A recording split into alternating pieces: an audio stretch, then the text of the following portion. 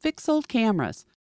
Your successful completion of the demonstrated repair ultimately depends on the quality of your tools, the condition of your camera, and most importantly, your repair ability.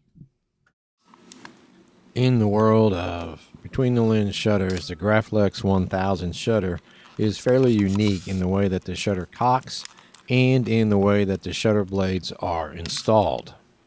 The shutter actually doesn't have an extraordinary number of parts and is relatively simple in the assembly and in the timing of the shutter blades. The exploded diagram from the official manual shows how the parts are laid out. Front view scanning left to right, and the rear view scanning right to left.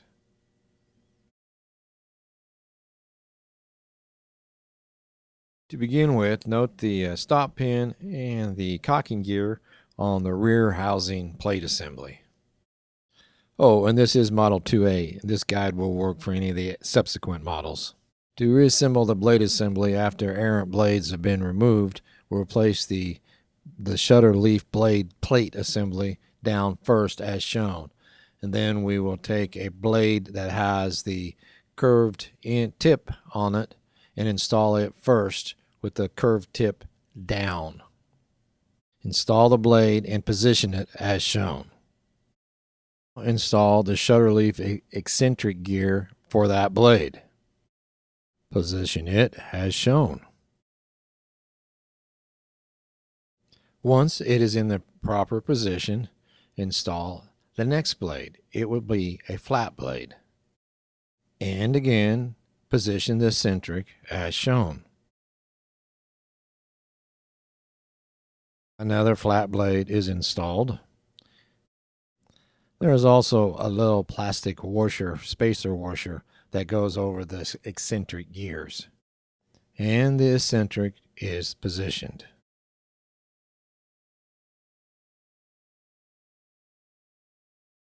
The final blade is a curved blade with the curve positioned up.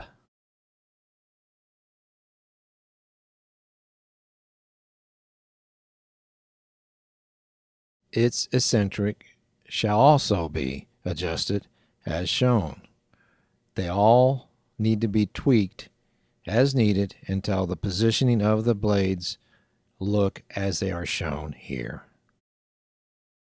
Another note about this particular install, you can see that the front shutter mechanisms have not even been touched, so that they are completely intact and functioning. So if that assembly had been removed, then it can be reattached with the screws as shown.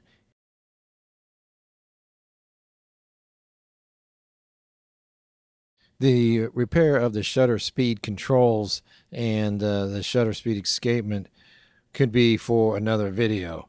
If that is all functioning correctly and you have a unit where the blades have fallen loose, it can be left completely intact. Confirm that the shutter blades are functioning as they should on all speeds, and then remove the rear housing plate that you just installed, and the shutter leaf plate will stay in position, the proper position, attached to the actual shutter housing. This will allow you then to install the diaphragm assembly much easier. This is how the shutter housing should look if the shutter leaf plate assembly stayed in position. Set it aside and grab the rear plate assembly again. Now install the diaphragm blade ring assembly and position it as shown here. It might take a little fiddle diddling to get it exactly where it needs to be. After the diaphragm pivot assembly is positioned, place the diaphragm spacer washer as shown.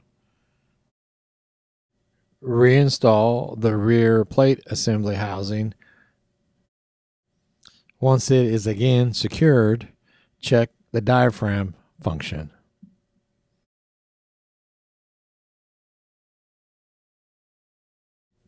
Here you can see the press focus cocking ring that is attached to the open close shutter lever and how the alignment holes need to be positioned.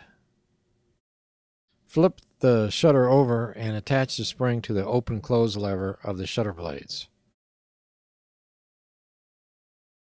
With the spring loosely attached to the shutter open-close lever, move the lever in position so that the cover plate can be installed. Holding the cover plate, flip the entire unit over. The decorator cover plate is held in place with screws that come up through the rear plate housing. And in the process of flipping it over, you notice that the gear press ring fell off and will need to be reinstalled. Flip it again and check the function of the levers. And another flip. Flip, flop, and fly. I don't know why we try. Anyway, flip the housing so that the release linkage can be worked into position as shown in the video. Make sure if the press focus cocking ring has fallen free, that's been reinstalled before you install the contact plate assembly. When you install the contact plate assembly, the two wires need to be fed up through the hole. There are 4 screws that hold the contact plate assembly in place. Fasten the sync wires to their contacts.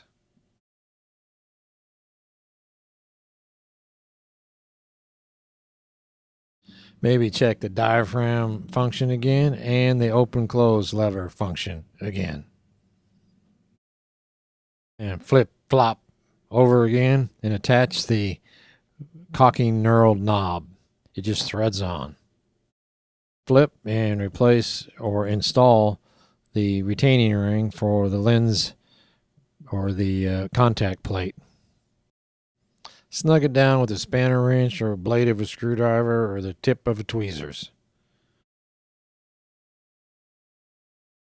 And you guessed it, flip it over again and cock the shutter with the cocking knob and fire the shutter and run it through its paces.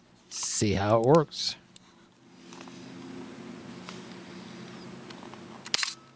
Admittedly, maybe a bit clunky, but it's very cool in a retro sort of way and a handy way to cock the shutter. Frankly, if the back housing loosens up to the point where the blades fall out, it really isn't that difficult to reinstall them as long as the blades don't get damaged.